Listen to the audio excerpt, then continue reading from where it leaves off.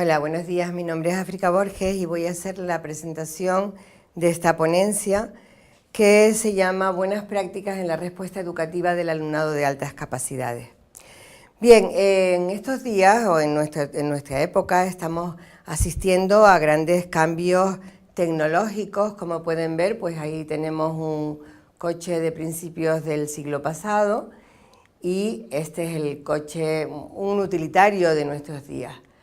¿Qué les voy a decir en el campo de las computadoras? Esa era una pequeña computadora que funcionaba alrededor de los años 40 y ahora nos manejamos con algo como esto.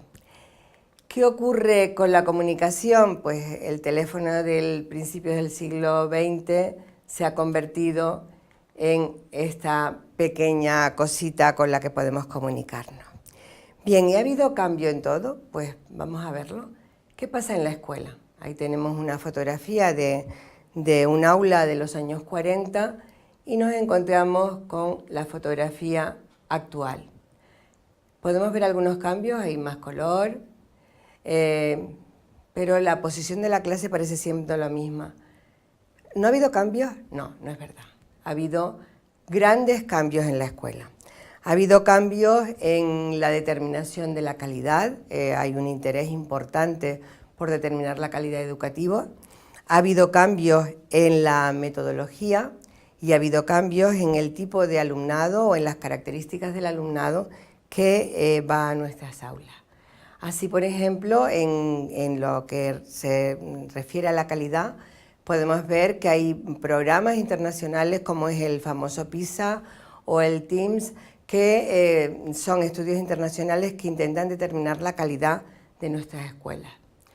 Finlandia, saben que es en ese sentido paradigmático y bueno, pues siempre hablamos de Finlandia, pero también hay que hablar de lo que hace que Finlandia esté ahora mismo en la punta de los estudios de PISA. ¿Por qué? Porque hay una buena selección de profesorado, están bien pagados, los contenidos que imparten son interesantes y es un sistema abierto. En cuanto a la metodología, pues también los profesores estamos viendo las formas de hacer llegar nuestro mensaje de la mejor manera posible. Desde finales del siglo pasado se empieza a hablar de constructivismo con un enfoque distinto, más centrado en el alumno que en el profesor. Surge la enseñanza abierta, técnicas como el aula invertida o como el aprendizaje basado en problemas, que lo que hacen es buscar una mayor interacción con el alumno y un mayor protagonismo del alumnado. Lo que pasa es que a veces no siempre las mayores o las cosas más modernas son las que dan mejores resultados.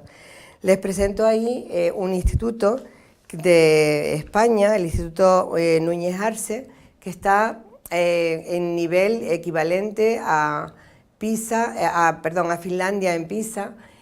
¿Y qué secreto tienen? Pues poco. Profesores bien formados, como nos acabo de comentar de Finlandia, plantillas estables, familias implicadas, nivel de exigencia, que eso es un tema fundamental. También ellos señalan pocas moderneces, es decir, siguen haciendo lo de toda la vida, pero aprendizaje con conocimientos concretos, un refuerzo en temas más duros como puedan ser las lenguas, las matemáticas y las ciencias, uso de ejemplos de la vida real, evaluaciones y 20 minutos de lectura diaria en clase. Como ven, sí que se hacen cosas en educación distintas. Pero ¿qué ocurre con respecto al alumnado? Bien, ahí tenemos una imagen bastante clara de qué es lo que es necesario pretender o conseguir. Por una parte, a la izquierda tenemos la igualdad. La igualdad no es el sistema adecuado para la educación, porque si se fijan en los tres niños que aparecen en la imagen, todos tienen están subidos en el mismo taburete, pero sin embargo, para uno les sobra, otro está ajustadito y el último tiene verdaderos problemas para poder ver. Por lo tanto, el cambio importante es hablar no de igualdad, sino de equidad, de tal manera que cada uno, cada alumno y cada alumna reciban exactamente lo que necesitan en respuesta a sus capacidades y a lo que pueden dar de sí. Por lo tanto, la igualdad, la equidad es una dimensión operativa de la igualdad y la diferencia no es problemática, lo es el acceso desigual, es lo que realmente causa problemas. La definición de equidad de Sancho Gil es dar a cada uno lo que merece en función de sus méritos y condiciones. Por lo tanto, ese es un aspecto fundamental que es en lo que nos vamos a centrar porque es lo que necesitamos para el alumnado de altas capacidades intelectuales. Como saben, es un alumnado que tiene necesidades educativas específicas. ¿Por qué? ¿Por qué las tiene? Pues porque hay un procesamiento cognitivo diferente, tienen una mayor velocidad de aprendizaje, entienden ideas complejas, prefieren temas abstractos, con lo cual todas esas características hacen que este alumnado necesite otra forma de recibir la formación y otra forma de responder a sus necesidades educativas. Bien, no es nuevo y el primer aspecto con lo que es fundamental es la identificación. Ese es el primer problema con el que se encuentra el alumnado, que es que sea detectado adecuadamente en el aula y por lo tanto después tenga el diagnóstico suficiente como para saber qué tipo de intervención educativa va a requerir. Bueno, pues lo primero es que hay una serie de dificultades en esa identificación, como puede ser que los procedimientos a veces son muy diversos, se utilizan test o instrumentos muy diferentes que dan resultados muy distintos. Luego también nos encontramos con alumnado que está en desventaja, alumnado de clases sociales más desfavorecidos o bien alumnado que se encuentra en etnias diferentes, en zonas rurales y eso hace más difícil su detección y posterior identificación. O también en los casos de doble diagnóstico donde además de tener alta capacidad, pues hay algún otro tipo de problema. Pero no se limita la dificultad a la identificación, luego la dificultad continúa en dar la respuesta educativa adecuada. Bien, no es que no haya sistemas, procedimientos creados, de hecho hay procedimientos desde hace mucho tiempo. Aquí les presento los más habituales, intraescolares, la aceleración, el enriquecimiento o el agrupamiento y en extraescolares, enfoques cognitivos o socioafectivos. Vamos a ver cada uno de ellos un poco más en detenimiento. La aceleración consiste, como todos saben, en adelantar uno o varios cursos y depende de las leyes de cada país cómo permitan esa movilidad del estudiantado en cursos distintos a su edad. ¿Qué tiene de ventajas? Pues que el alumno se enfrenta o la alumna a contenidos más complejos y menos aburridos y además permite finalizar antes el currículum escolar. ¿Qué problemas tiene? Pues uno de los problemas que se plantean y que también hace importante el diagnóstico diferencial, no solamente de características cognitivas, sino también sociales y afectivas, pues los posibles desajustes sociales y personales, aunque la literatura no apoya que eso sea un gran problema. Lo que sí puede ocurrir es que sin un adecuado programa posterior volvemos a la misma situación, es decir, el alumno o la alumna lo que tienen es un ritmo de aprendizaje mayor y entonces una vez que adquieren los conocimientos del nuevo curso vuelven a encontrar las tareas repetitivas, los contenidos repetitivos y sigue estando el problema. El siguiente modelo de actuación es programas específicos intraescolares. Esto es bastante común, por ejemplo es la realidad en España, donde se le da a este alumnado, en función de sus capacidades, unos contenidos más complejos y especializados y que van dirigidos específicamente a las necesidades de este estudiantado. Que entre las ventajas es que favorece el ajuste social, los chicos y las chicas continúan en el mismo aula que sus compañeros y está adaptado a las necesidades de este alumnado. ¿Cuáles son los problemas? Pues los problemas es quiénes son los encargados de diseñar estas adaptaciones curriculares o estas tareas adicionales. En muchas ocasiones recaen en el mismo maestro, que en ocasiones con poca formación tiene que desarrollar unas adaptaciones curriculares complejas sin la preparación necesaria. Por lo tanto, uno de los problemas fundamentales es la inexistencia de recursos, porque el dar una diversificación dentro del aula exige equipos docentes, cosa que no suele ocurrir. La otra posibilidad es el agrupamiento parcial, es cuando se reúne a los chicos o las chicas durante horas de la semana, durante un tiempo determinado, en unas clases específicas de igual capacidad. Puede ser algunos días en semana, puede ser en periodos especiales, y las ventajas que tiene es que mejora la motivación, se dan por lo tanto contenidos específicos con profesorado formado, pero la pregunta está, ¿y qué hacemos el resto de los días? ¿Cómo se desarrolla este alumnado en clase en el resto del tiempo? Y evidentemente también obliga a una necesidad de recursos que puedan cubrir este tipo de cursos.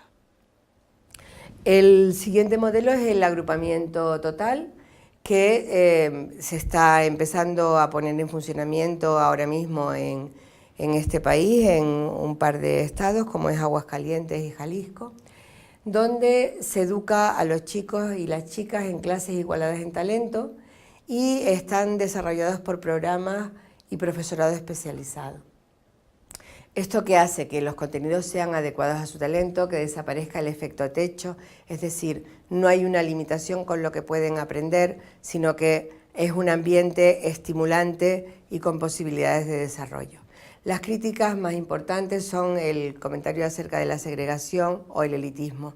Sin embargo, yo considero que también a veces estamos situados en nuestra realidad sin salir de ella.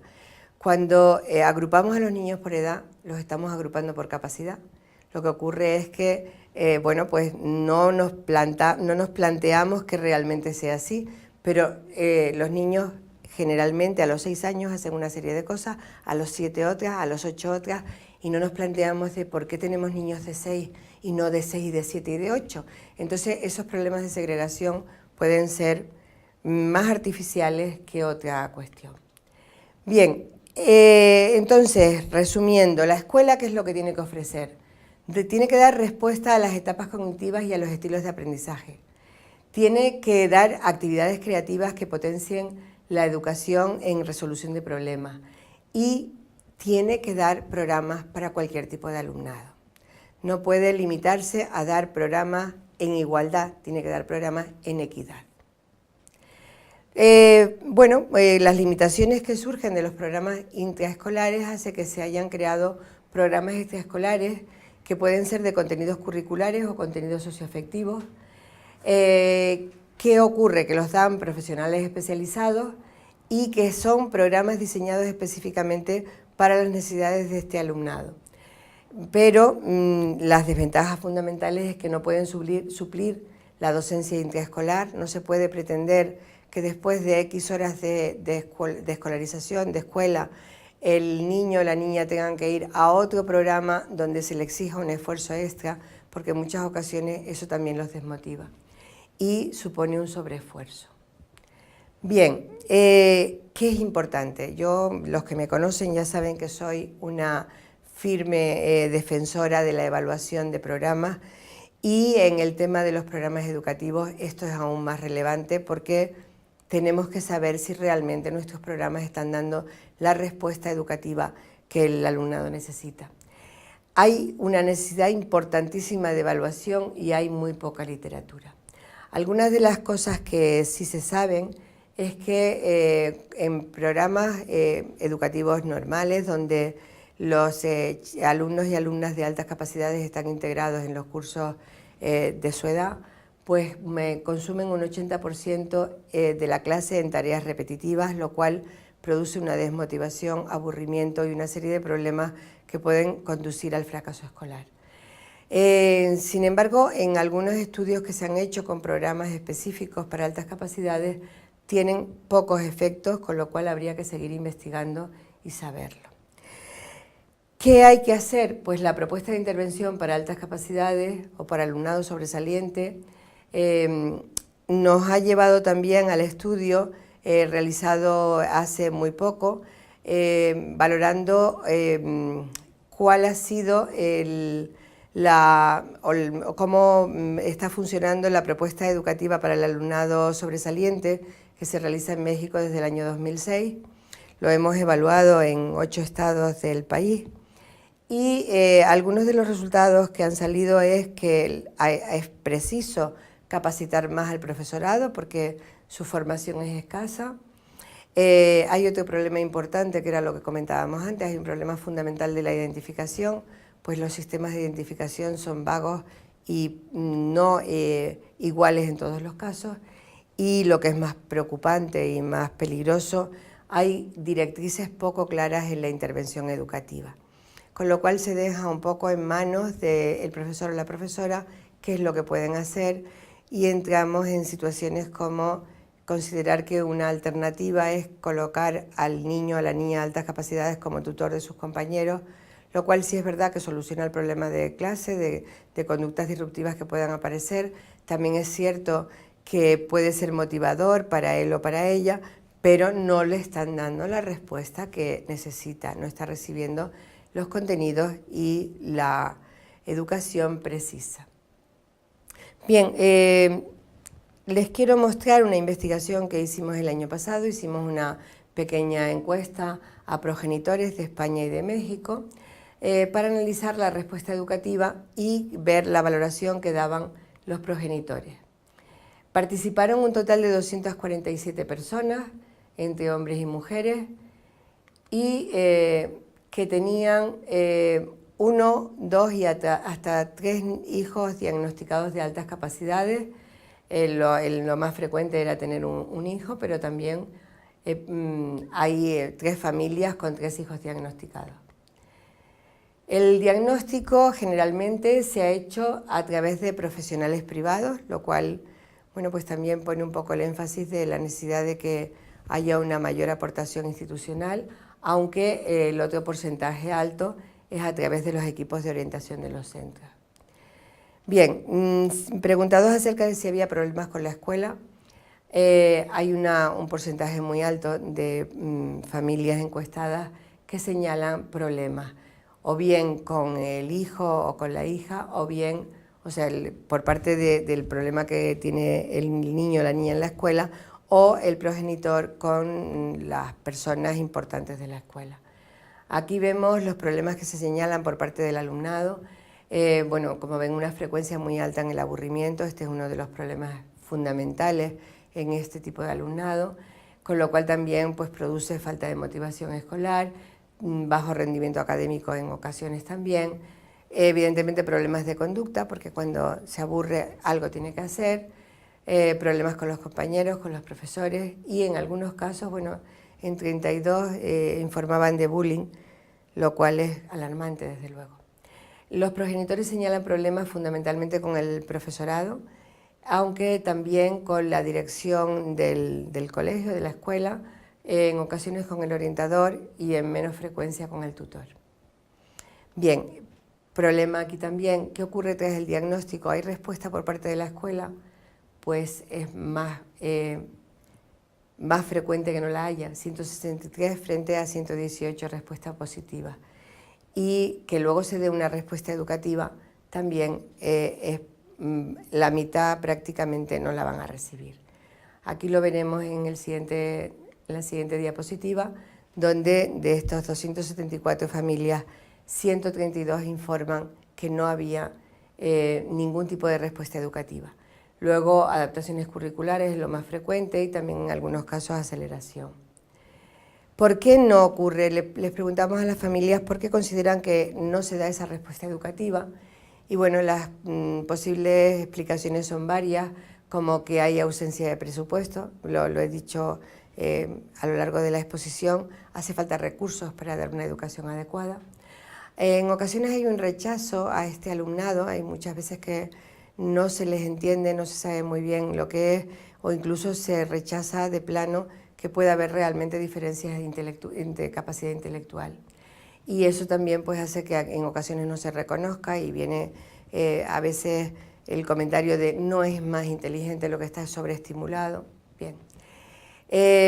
Una realidad es la falta de formación de nuestro profesorado. Normalmente, por lo menos en España, no hay especialización en altas capacidades. Con suerte hay alguna materia que trate de ello en la formación de educadores y de maestros de diverso nivel, y desde luego no hay una especialización clara. A lo sumo, en muchas ocasiones no es más que una parte de una asignatura. Y luego, otro de los problemas que ya lo señalé en su momento en las adaptaciones curriculares es que supone más trabajo para el docente porque le toca realizar esa adaptación curricular. Bien, preguntados acerca de la valoración de esas intervenciones intracurriculares cuando las tenían, hay un dato preocupante desde mi punto de vista. Un 64% consideran que ese tipo de formación es regular o bien mala o muy mala. En cambio, solamente un 36% señalan que es adecuada. Preguntábamos también si asistían a programas extraescolares y en 108 de los encuestados respondieron que sí.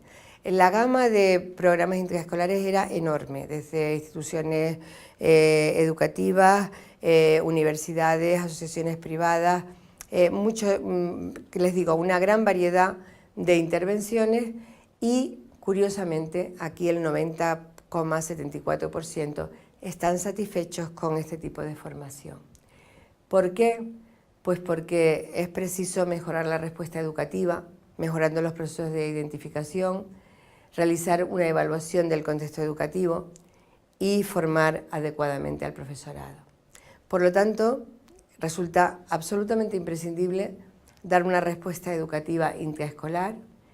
La respuesta educativa extraescolar no puede ser la única, puede ser un apoyo, puede ser un complemento y evidentemente hay aspectos que el colegio no va a poder cubrir en general y hay que dárselos alternativamente, lo mismo que pueden ser clases de deporte o una mejora de los idiomas, pero no puede basarse toda la formación de este alumnado en programas extraescolares.